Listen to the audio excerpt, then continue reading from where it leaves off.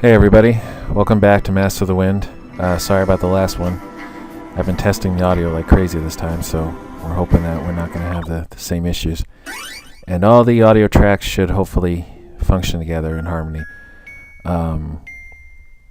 So we're in Arc 4 now, and somebody's just waking up. If you remember last time, Gabriella got bit by a returning villain, Andau.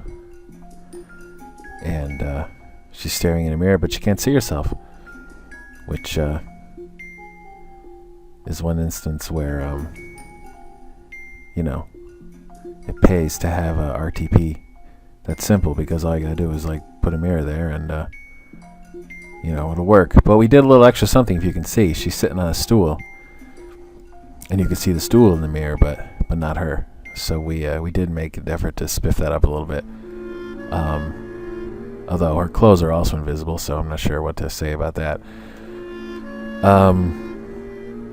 So Andau's explaining the circumstances of his survival, so to speak. And it's been a while since we, dealt with vampires in this game, but they're definitely a part of the lore. And even though it's never said explicitly, I always approached it from the point of view that vampire is not necessarily a race in the way that the undead are, or even the undead. There's the circumstances are different, but basically that it's a disease that was created by necromancers at some point and used against humans during the wars between the guild and the Selenian knighthood back in the day. And healing and medicine and Solest has advanced to the point that if you can get somebody who has been bitten to a doctor right away, you can stop it. But unfortunately for Gabriella, she's been locked up in the basement of Fort Drake and has missed the window for being cured. And as Andau was saying here, she's starting to understand that,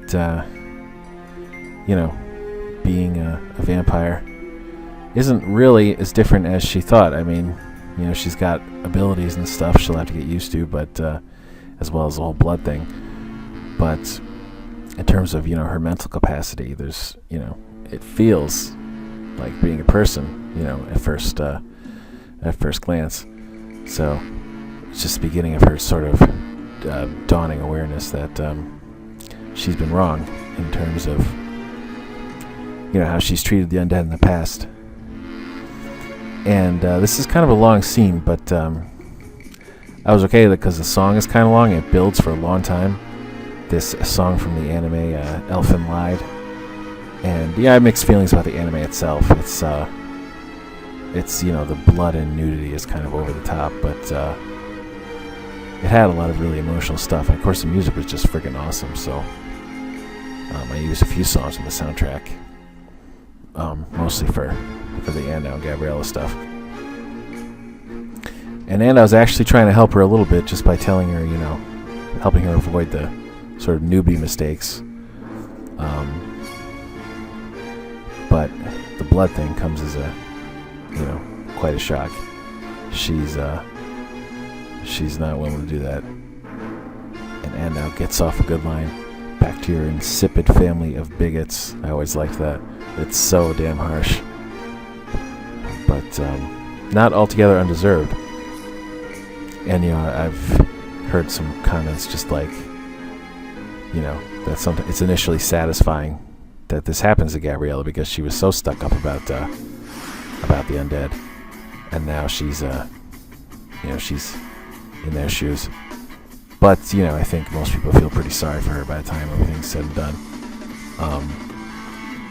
But also more affection for her too, not just because of the events of Arc 3 and just her being more fleshed out, but also seeing all that she can do with she sort of challenges the norm of what being a vampire means by the end of the game. And we'll talk more about that later. So we're just regrouping here with the main party. and Laurel has finally given them the Holy Spring that's that they've been trying to do a long time ago, but they couldn't really do it without an actual Holy Mage. And you get some holy water, which is pretty useful in the first dungeon, although we won't get to that for a while. And then we have Sod and Auburn enjoying a quiet lunch until old Bubba comes. Yar, how you be doing, matey? And he's quite plastered here. But I gotta ask you this: how does she look when you're sober? And Auburn takes that pretty well. I mean, I think a lot of people might have been really offended by that, but she tends to let stuff roll off her back. At least, when it comes to people being rude or silly. But we'll be seeing plenty more Bubba this arc. And now they have to have a bit of a hard conversation because Kovac is going to move to Artagel. Excuse me. And he's going to open a new store there, and he's gotten so sick of Shroud and Stoic that he's going to just, how she put it, she says make it his new permanent residence. So he'll, keep the property in Port Ariana, but he's not going to be like living there day by day anymore. He's had enough of Shroud and Stoic. But of course, Shroud and Stoic will follow him until they have the evidence they need to do justice. And there's a lot of setup in this arc. For this arc, I should say, just in these scenes. It's probably a good. In fact, most of this chapter, or this, we can say chapters, will be just set up, at least for the next, several minutes.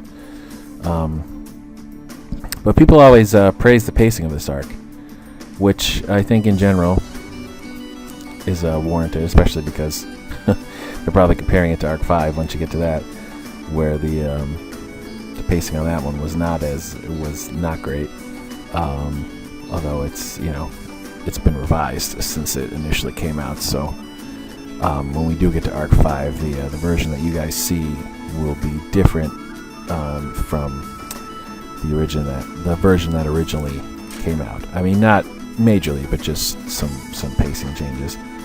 And I'm still not used to it, just because I tested the original Arc 5 so many times that I tend to imagine it like that. But the point being that by comparison, Arc 4 was seen as sort of very well paced, and I think that's probably true to some extent. But I think there's also the factor of just this is like smack in the middle of the game now, and you're just at a certain point where the player's investment in the story is probably at its peak right around the time this arc starts. I don't know that for a fact. It's a very non-scientific statement, but just that was my impression from many comments that we got over the years, and I think that in large part is why people remember this arc so fondly. Because then when you start getting into the back half of a story, you really have to start tying things up, and that sense of things sprawling and just being like kind of lost in adventures kind of starts to fade away, because you get a sense that it's ending, and you can see that now actually with Game of Thrones, the show anyway. The books, though, if you read the books, they just keep getting, the author just keeps expanding the world, regardless of how far along he is in the series. So who the hell knows how he's going to end it, if he does at all. But as for the television show, you can really tell now, they're in the 7th season, and they're working to thin everything out and start to bring the story to an end. And oddly enough, people seem to say that the 4th season of Game of Thrones is the best one. So maybe it's just something about that, that point in the story. But as for what's happening in the game, a mysterious stranger has appeared and tipped off Shroud and Stoic that there's good information for them in Relenia, in the form of a report by a special commission that investigated the arson incidents and other stuff that happened when their Equipment King was going up. But of course, it's actually Pilk. Not that the information is wrong; it's accurate information. But the getting Shroud and Stoic out of Port Ariana again is a strategic 2-part plan, as somebody says in this scene. Whereas they want to spring the Teutons who are still in jail, and also kind of help Shroud and Stoic on the right track, because Ceneric has a distaste for Equipment King. Oh yeah, nobody slept very well because they all got woken up in the middle of the night. That feels like my life lately. In case nobody knows, I got 2 little kids, and they are up in the night.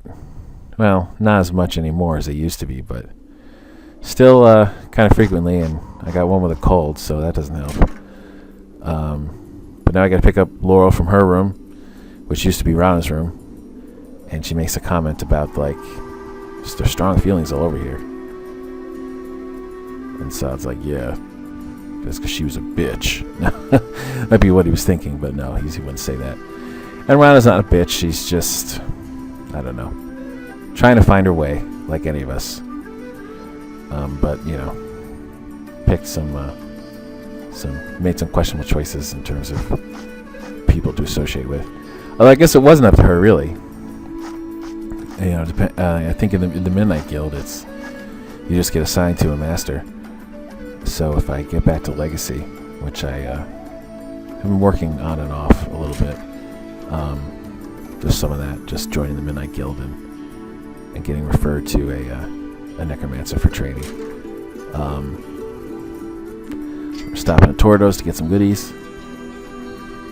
Oh, I think I did this in the wrong order.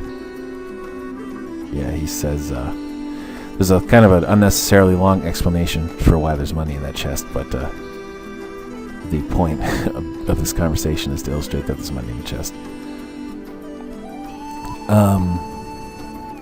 So what was I going to say? What was I just talking about? You can tell I don't rehearse these, right? That was the trouble with the last one, actually, with the sound trouble, because I was,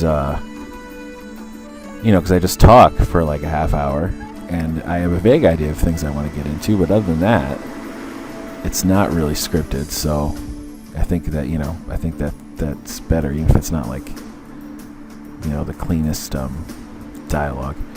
At least it sounds a bit more conversational, which I prefer. I would rather have something like this than just read scripted comments off a piece of paper while I'm doing this. But of course, the problem with that is when you have something that goes wrong, like the audio for the last one, then I'm just sitting there like, well, shit, I don't want to just talk for a half hour again. I mean, what if it's not as good as the first one? So I couldn't bear the thought of doing it over again. It's just such a loss of time, I guess. And so I just decided to stick with the shitty audio. But I think people could hear it, so I suppose it always could be worse. And they're having a bit of an argument about whether Auburn should know who they are.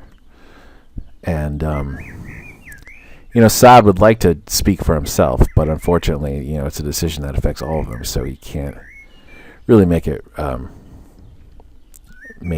foolishly.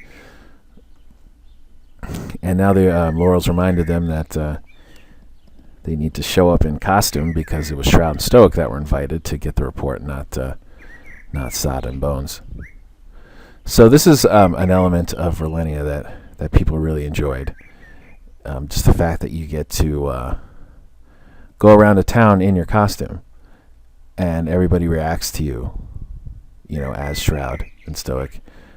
And, there's written a fair amount of NPC dialogue at this point in the game, and it was a fun change. So here we have some elves having a conversation. This is a funny gag. Two of them are having fairly detailed conversation about the relationship between Gallia and Rowlenia. And then this guy here says, personally, my favorite color is black. He's having a whole different conversation.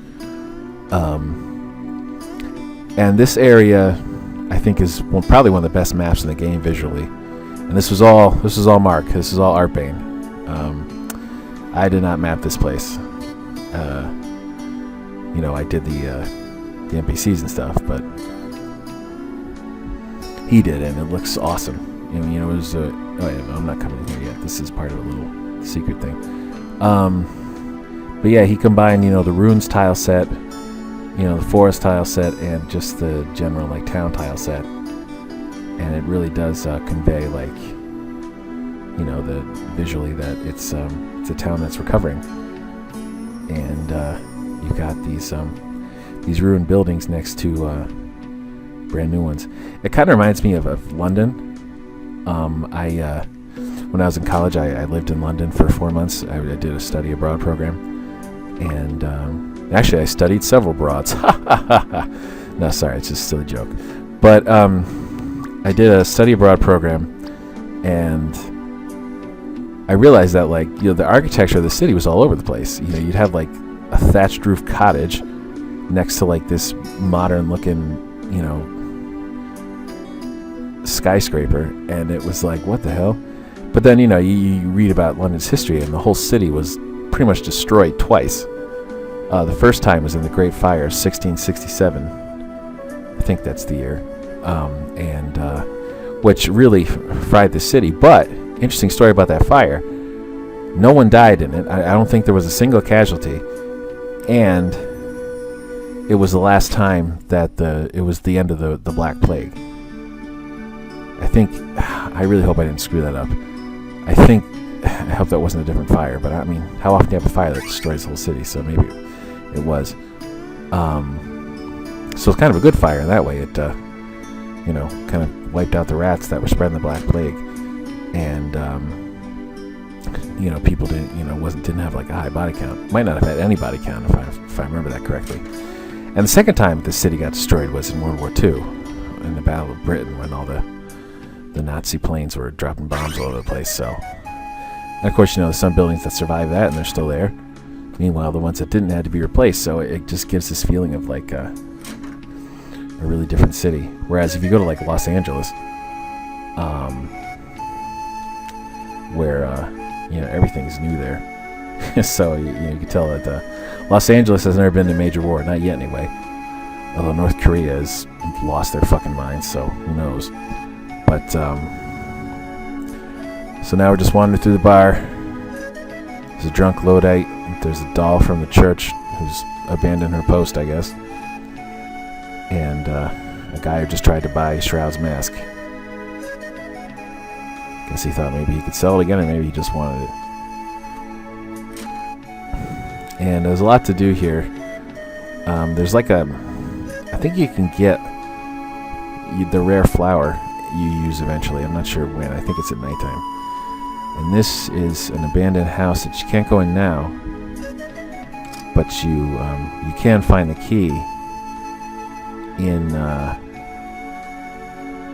the dungeon, and it's an optional thing if you want to come back and get something cool. So I have to remember to do that. And here's Gino's latest friend. Let's get some recipes. I think for the most part, there's nothing. I don't think there might be a few new weapons. Let's see what this guy's selling. Oh, I collect rare armor from other areas. Because, the idea being that they just, maybe I'll make another Viking helmet. They just, got a bunch of new shit in Boreal, so why would you, need a whole new, outfit now? We can get a few things. I guess we'll take the little hit to the decks. Just to imagine Finley in a Viking helmet. It's the sole purpose of doing so. But I think there are... Oh, yeah, they can get some new weapons here. You can get... Well, actually, we have those. You can get Laurel's new mace and a better swords for Stoic. But I have to equip the flamethrowers. because we're not in a fire dungeon anymore, so I don't have to worry about flamethrowers, not doing enough damage. So we'll just throw those on there. That's a big boost. Those things are tough.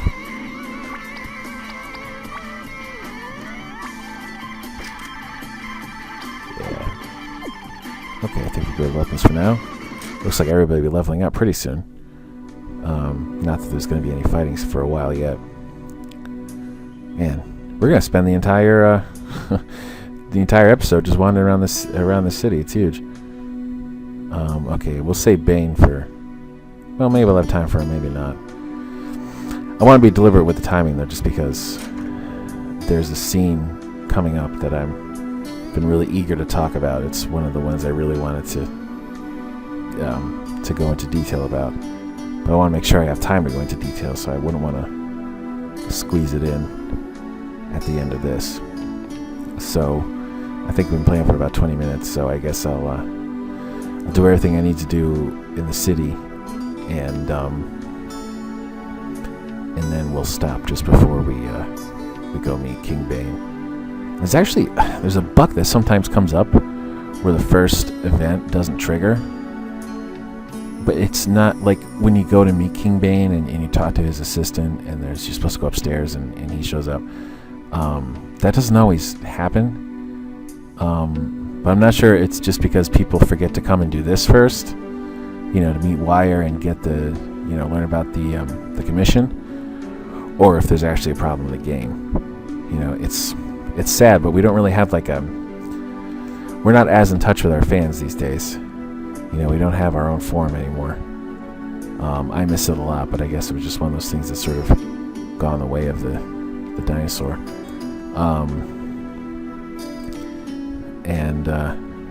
So there's not really a place for fans of the game to gather and talk to us, which I miss.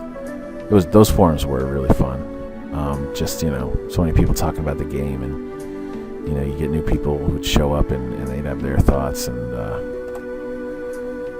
it was a good time. But I guess things don't last. I mentioned Legacy a while back, in case anybody's asking about that. I was working on it a lot, just doing a lot of mapping. There's a lot of mapping to do in that game. But I don't know, there's a lot of... It's kind of a double-edged sword where it's fun to work on it, but at the same time, it's daunting. Just what I'd like to do is really daunting.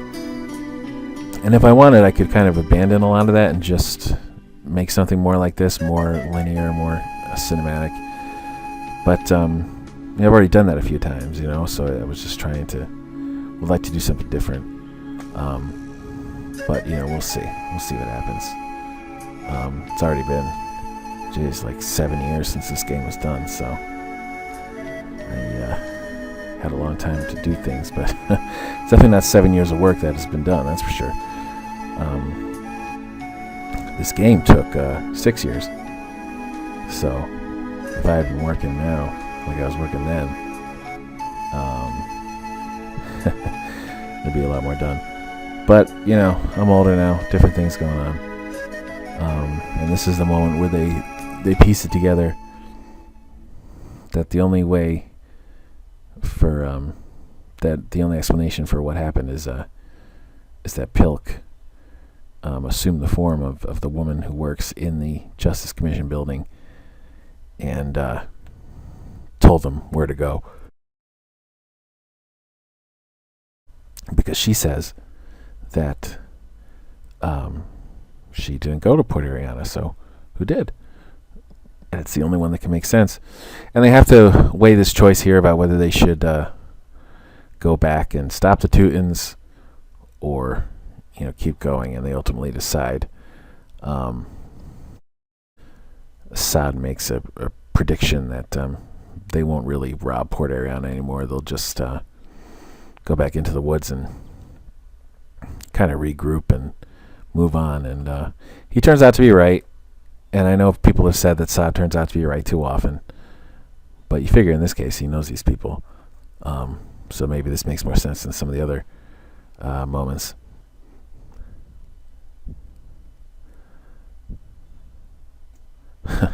suppose Maurice wants to rob the bank again. It's not the worst thing in the world if the bank gets robbed, is it? I mean, it's annoying, but you know, they're dealing with larger threats. So that's it for that. But there's still a whole side of the city that we haven't seen, so let's keep going. Oh yeah, we have a little girl who has memorized factoids about the city. Did you know that Redlenia is over 10,000 years old? It's an old city. The elves are old. I read that elves live 10 times longer than humans. We got hosed, man. Yep, humans get hosed in a lot of ways. But then again, they also kind of rule the world, so you win some, you lose some.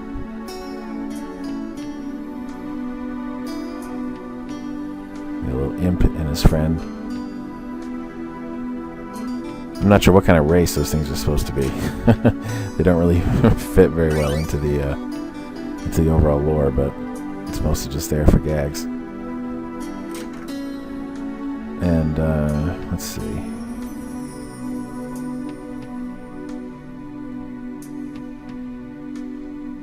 Oh, Gabriella just passed through here. That guy's tipping us off.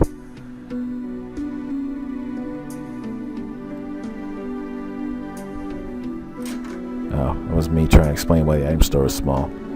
But I don't know if it needed an explanation. People don't really care about that sort of thing. Oh, I'll get a few more things, I guess. Some of these babies.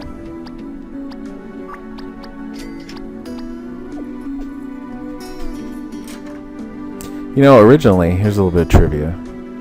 Originally, the Stoic backstory, that whole plotline was going to be Arc 4. And then we were about halfway through Arc 3. And we were like, we can't do that yet. It's just, oh, that clown, by the way, that clown is quoting the movie Dragonheart. If anybody ever wondered what that bit was for, that's it. But like I was saying, we got about halfway through Arc 3, and we realized that like the story just wasn't in the place where we needed to be to start that. So we decided that the Stoic past stuff would be in Arc 5, and then we would come up with new stuff for Arc 4. And that was kind of exciting, because all of a sudden it's like, holy shit, you know, this new space just opened up, just waiting for me to fill with ideas and just plot stuff. So I came up with some scenes I really wanted to do, and then we kind of took it from there, just sort of built around that.